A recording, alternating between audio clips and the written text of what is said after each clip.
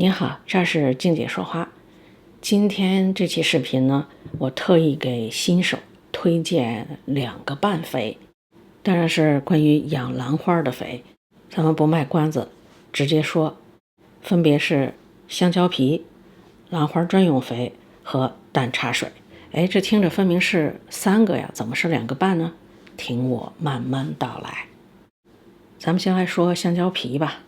实际上香蕉皮不论是新手还是老手，都是我特别推荐的一种肥，直到现在我也一直坚持在用。比如眼前这颗 EQ 蝴蝶兰的盆里就放着香蕉皮，盆面上黑色的就是因为我用的是烤干了的香蕉皮。关于香蕉皮的使用方法呢，不止这一种，但我用过之后觉得烤干的香蕉皮是最好用的一种，所以我们先来说烤干的香蕉皮，后面也会简单的提一下香蕉皮的其他用法。烤干的香蕉皮呢，我通常是在我烤其他东西的时候，把香蕉皮放在烤箱下面，顺便把它烤成这种干干黑黑的状态。使用的方法很简单，就是掰一些大块放在盆面。这儿需要注意，是大块不是小块。为什么不是小块呢？因为盆里的质料比较疏松，如果是小块，一不留神可能会掉到下面去。掉到下面又会怎么样呢？下面通常来讲比较湿，透气性也不是很好，所以有可能在下面长毛。如果长毛的话呢，就代表香蕉皮被分解的速度会比较快，那分解出来的养分有可能会比较多，那万一超标了呢，不就烧根了吗？放在盆面呢，透气相对来说没有盆里面那么湿，所以呢，香蕉皮的分解速度就不会很快，也就不用担心肥多会烧根了。如果是养蝴蝶兰不太久，对于养护啊、用肥啊等等还不太熟悉，可以只放香蕉皮，不再给其他任何的肥，当然水是正常给，这样养下来也可以长根长叶开花。这个养护的过程呢，就只需要操心这个水怎么给比较合适，以及熟悉蝴蝶兰的脾气秉性，这对养兰新手来说友好了不少。等到养上一段时间，比方说1年4季之后，对蝴蝶兰的脾气秉性以及自己的养兰环境、给水可能都有些心得了，那这个时候再来尝试着给一些其他的肥，相对来说就容易多了。而且这期间万一出来点什么问题，找原因的时候呢，基本上不用考虑是用肥不当所导致的，可能是其他的原因，这样找原因不就范围也缩小了一些吗？干香蕉皮除了用起来简单以外，主要是香蕉皮真的是非常非常好的兰花肥，这也是我推荐香蕉皮肥的最主要的原因。其次才是比较简单、比较方便使用，又不容易出错。当然还见过了比较容易得到，还省了钱。香蕉皮除了可以像我这样烤干了使用以外呢，还可以去沤肥，做有机肥。做好的有机肥溶液呢，如果给兰花用，至少稀释20倍以上。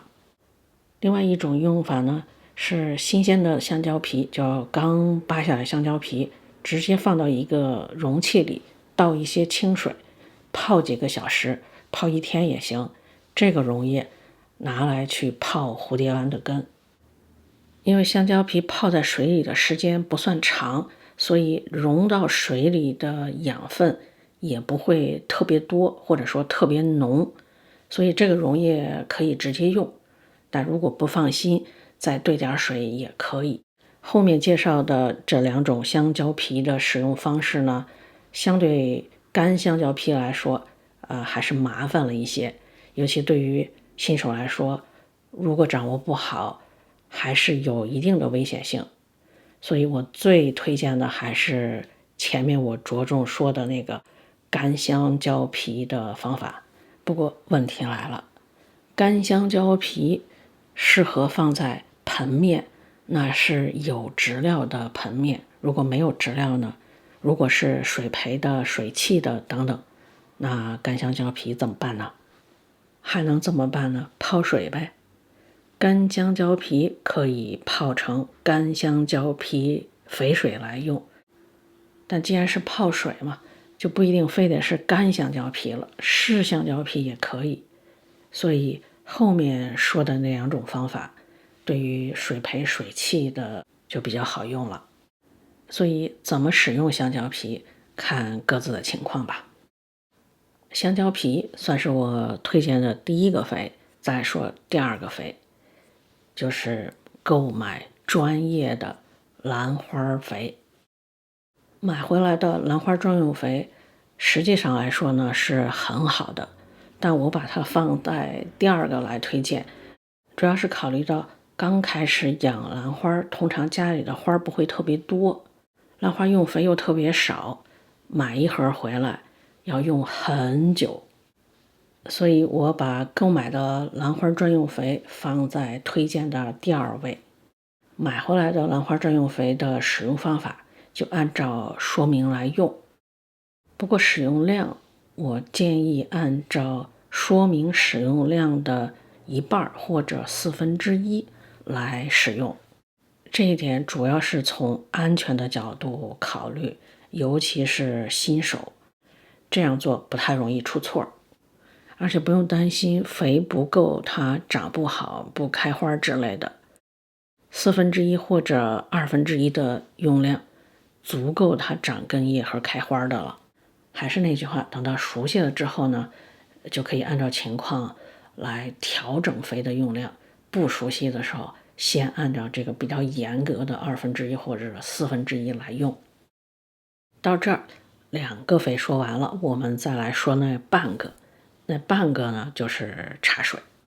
说茶水算半个肥，主要是因为救治蝴蝶兰的时候我会用到茶水，平时用的不多。